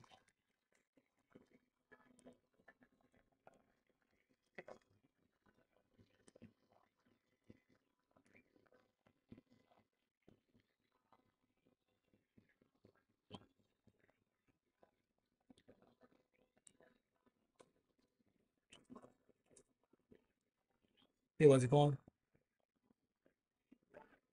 روی زمین افتاده که محمد رضا فلاحیان بود و بیرون میبرن این بازیکن رو تا به بازی ادامه بدن. 78مین دقیقه از این جدال. یه گل هم میتونن داماژی‌ها بزنن خیلی خوب میشه و حداقل میتونن بازی رو مساوی کنن.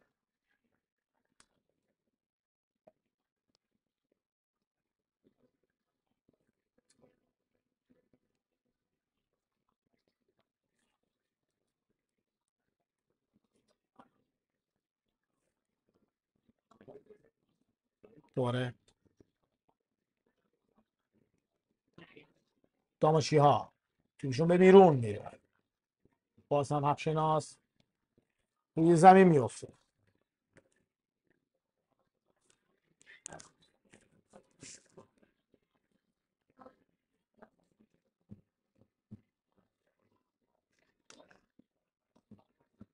صحبت ماله با کمک داور سجاد قلی بگی.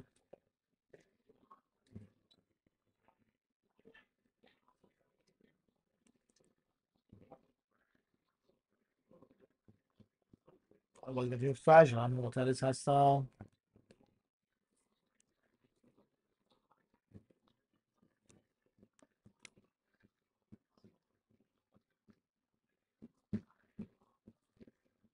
دوباره داماشیا از سمت راست و اعلام خطا میشه.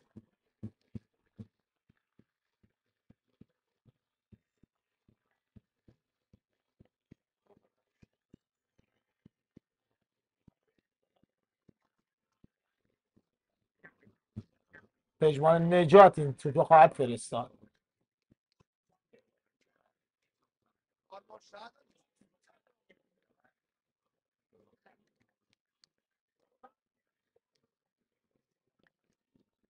پژمان نجات تورخیسی هم توپی که میفرسته داخل محیط جریمه، فرصت هست برای داماش گیلان. این توپ هم راهی به دروازه فجیحان نداره. حالا یه بار دیگه و چی گرفت داور؟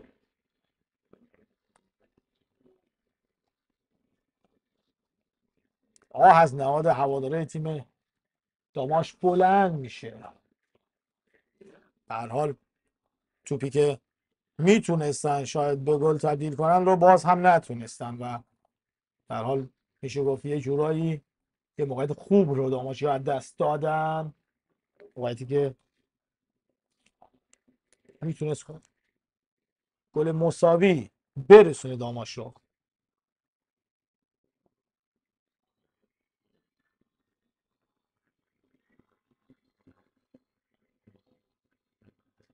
چون که اینجا فرستاده شد و ببینید با مشت اومد دروازه‌بان دور کنه که طرف داماش نبود. یه تعویض دیگه برای تیم فجر. 44 امید افشون وارد بازی میشه و محسن سیفی بیرون میاد و 20 محمد حسین گلپور هست که عرفان پور افراز زننده تک گل این تا اینجای کار به بیرون میاد.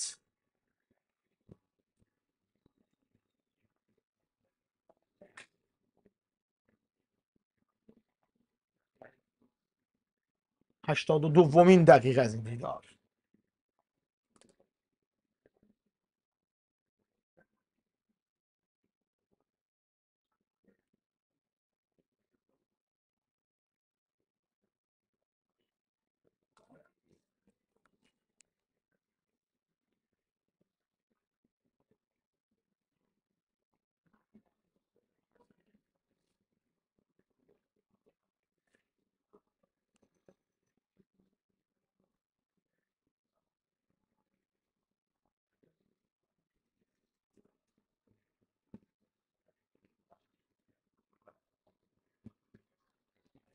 دوباره بازیکن تیم داماش داخل محیط جریمه، یه بازیکن روی زمین افتاد و داور اعتقادی به خطا نداشت و این هواداره تیم داماش هستن که معتقد بودن اون صحنه خطا بوده.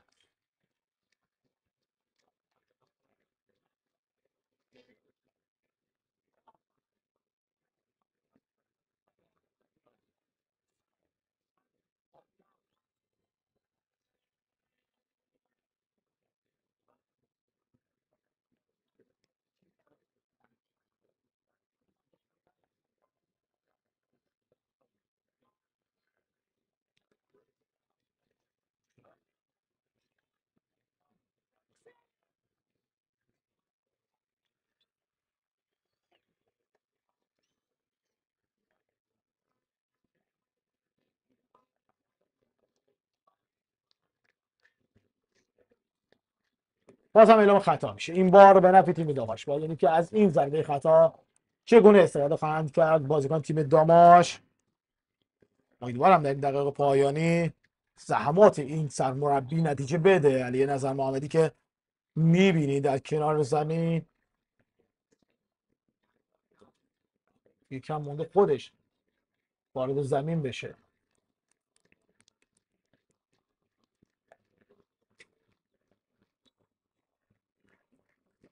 پژمان نجات سانتی که انجام میشه داخل محیط جریمه و توپی که باز هم در اختیار میگیره دروازه‌بان تیم فجر سپاسی شیراز.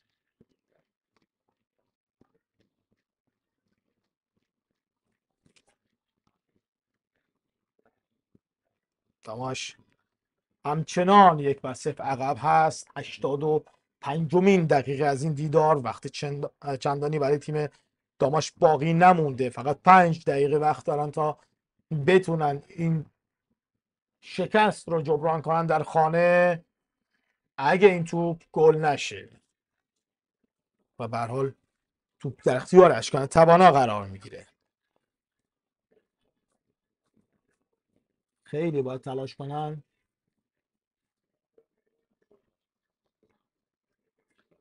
بازیکنان تیم داماش گیلان.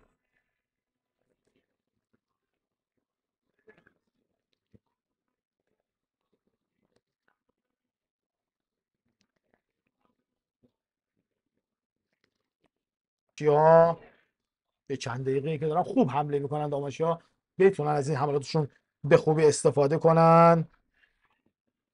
یک بار دیگه بازیکن تیم داماش گیلان توپی که باز هم نمیتونن به گل تبدیل کنن. چقدر هم بد شانس هستن این داماشی ها. حالا این شوت و توپی که باز هم رو به عقب میاد. سیامک علیزاده کجا زد سیامک این توپ رو دیگه.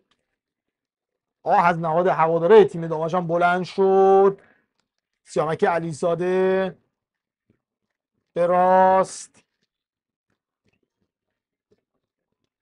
و خطایی که بازم اعلام نشد چون موقعیت خوبی بود.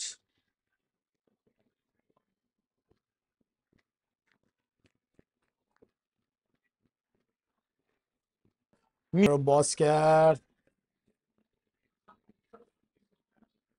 بعد از سوت به توپ ضربه زد بازیکن تیم فش.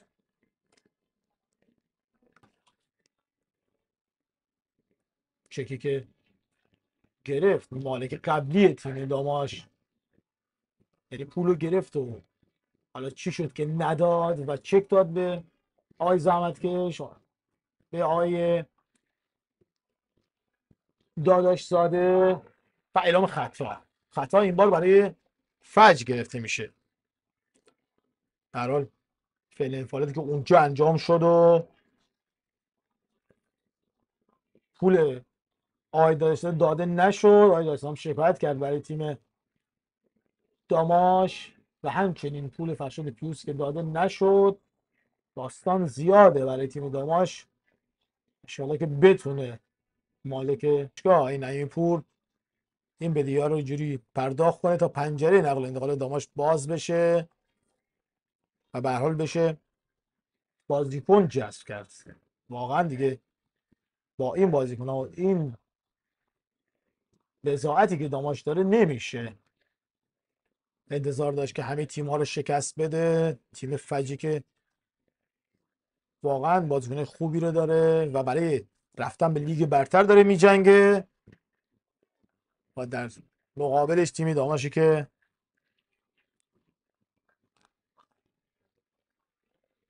نه پول داره نه بازیکن آنچنانی. در حال نباید از زحمات این بازیکنان که دارن الان هم بازی میکنن به راحتی عبور کرد. در حال تو یکی دو پست چند تا بازیکن با تجربه میخواد تیم داماش. باید ببینیم که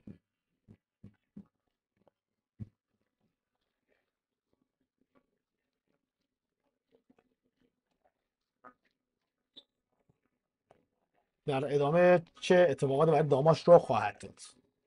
89مین دقیقه از این دیدار. پیر شدن این هواداره تیم داماش از بس هرس بردن خداییش. دیگه امسال کلا سال داماش نبود. والا هر کی طرفدار این تیم بود باید دیگه میذاش میرفت و دیگه بیخیال این تیم میشد. ولی این طرفدارای تیم داماش هستن که همچنان همراه این تیم هستن، همچنان با باخت این تیم ناراحت میشن، با بردش خوشحال.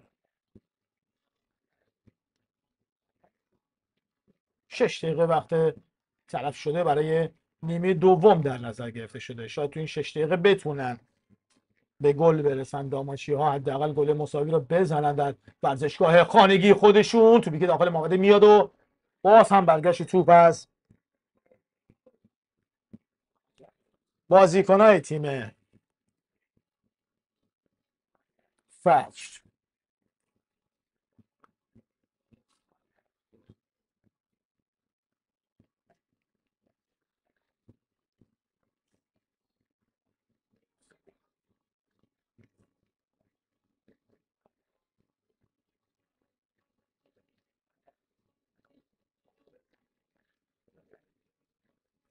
بار دیگه بازیکن‌های فجر باید پرتاب رو انجام بدن.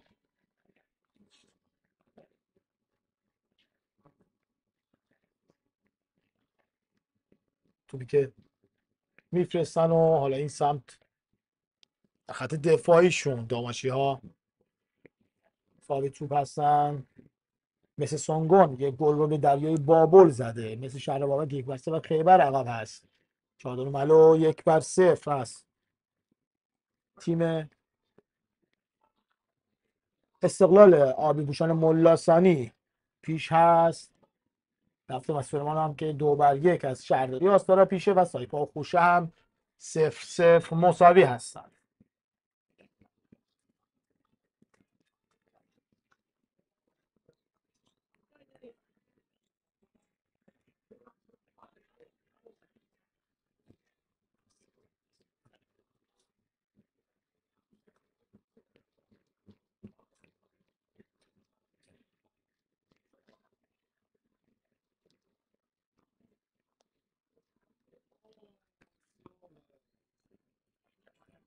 باز هم توپی که لو میره این سمت به بیرون میره.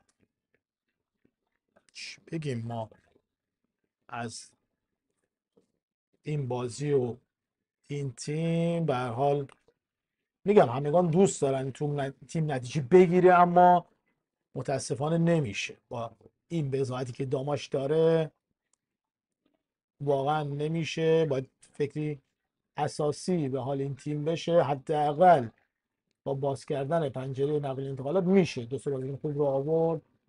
حالا همین حسین ابراهیمی هم بیاد میتونه کمک خاصی رو به این تیم انجام بده. علی نظر محمدی که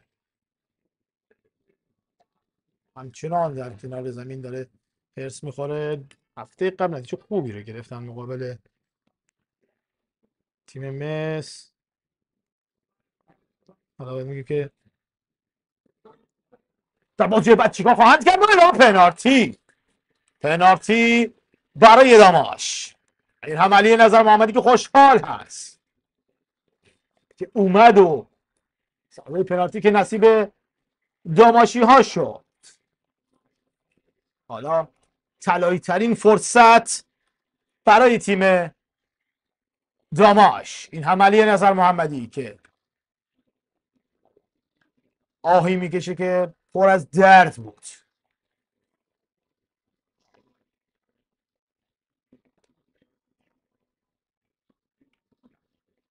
ببینیم صحنه رو. بعد زد بازیکن تیم داماش رو، بازیکن تیم فش، و اعلام پنالتی که شد. بالا ضربه پنالتی رو چه کسی خواهد زد؟ سیامک پشت تو. ببینیم صحنه رو. از این پنالتی در دیگه نمیشه. در حال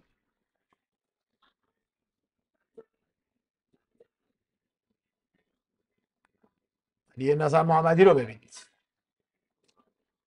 مربی که آرام و قرار نداره در کنار زمین. سیامک علیزاده توخیز میکنه. سیامک از غلامزاده میزنه توپ رو. سیامک و توی دروازه گل برای داماش گیلان. چه گل پر امیدی.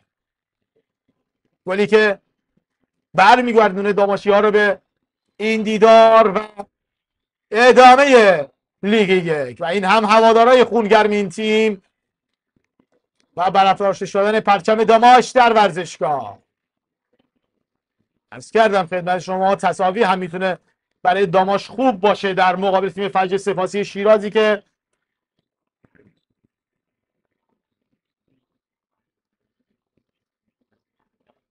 این همه مهره داره و این همه هزینه کرده برای تیمش، داور میاد در کنار زمین و کارت قرمز رو میده به دروازه‌بان تیم فرش که روی نیمکت نشسته بود. این چهره‌ای که حالا داره صحبت میکنه با داور چهارم. برمیگردیم به بازی و ببینیم که چه کار خواهند کرد.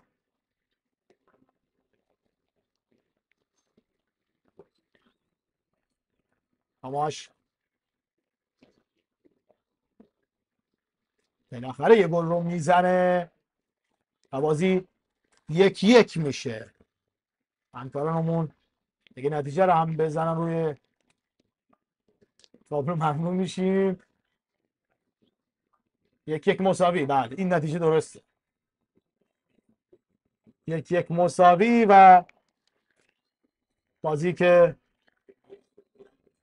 با همین نتیجه 1-1 به اتمام میرسه و هوادارایی که خوشحال هستن از نتیجه که به دست اومده. به هر حال عرض کردم یک امتیازم بد نیست برای تیم داماش. این هم علی نظر محمدی که در آغوش میگیره رجب زاده رو و گلی که از روی نقطه پنالتی به ثمر رسید و خوشحالی بازیکنان تیم داماش و هوادارای این تیم رو به همراه داشت. امیدوارم که از دیدن مسابقه لذت برده باشید. تا دیداری بعد، خدا یار و نگهدار شما.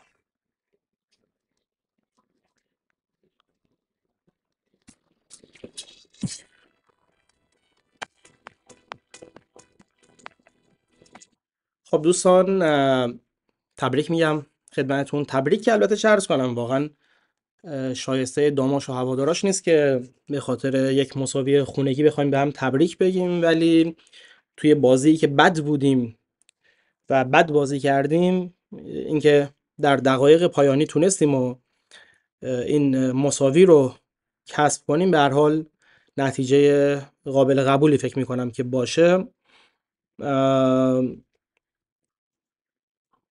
به هر حال فجر هم تیم خوبیه، تیمیه که در بالای جدول قرار داره، داشت تلاش میکرد که به خیبر و چادرملو برسه که حالا با این تساوی فعلا یه خورده کارش سخت شد. ما هم حداقل یک امتیاز رو گرفتیم، شکست نخوردیم، هرچند که در جایگاه 16ام جدول باقی میمونیم. حالا با پنالتی که به هر حال رخ داد و ضربه خوب سیامک علیزاده، موفق شدیم که این تساوی ارزشمند رو به دست بیاریم و از شکست در دقایق پایانی نجات پیدا کنیم. ما همیشه در طول فصل اینجوری بود که در دقایق پایانی پنالتی میدادیم یا گل میخوردیم. این بار پنالتی زدیم و مساوی کردیم، یعنی یک بار به هر حال ورق به سود ما برگشت. و توی تصویر هم که بازیکنای داماش رو مشاهده میکنید که رفتن و خودشون رو به تماشاگرها رسوندن و تماشاگرایی که با هیجان خاص خودشون دارن بازیکن‌ها رو تشویق میکنن و باهاشون صحبت میکنن. به هر حال این تساوی و تساوی هفته قبل رو مجبوریم که به فال نیک بگیریم. فراموش نکنید که پرونده پنجره نقل و انتقالات ما هنوز بسته است، یعنی هنوز هیچ گشایشی توش رخ نداده و تا زمانی که نتونیم بدهی آقای داداشزاده رو پرداخت کنیم یا تا زمانی که نتونیم از ایشون رضایت بگیریم، وضعیت همینی که هست باقی میمونه و نمیتونیم بازیکن‌های جدیدمون رو جذب کنیم متاسفانه. چه بسا که اگر تو این 2 هفته پنجرمون باز بود، حتی میتونستیم این بازی یا بازی قبل رو ببریم. خودتون میدونید دیگه 7 تا 9 تا بازیکن از تیم رفتن و هنوز هیچ بازیکن جدیدی، مخصوصا در قسمت تهاجمی یا دروازه به تیم اضافه نشده و به هر حال عرض میکنم امیدوارم که پنجره مشکلش هر چه زودتر حل بشه که از این وضعیت بتونیم نجات پیدا کنیم. زمان زیادی هم خودش نمونده، یعنی وقتی هم نیست.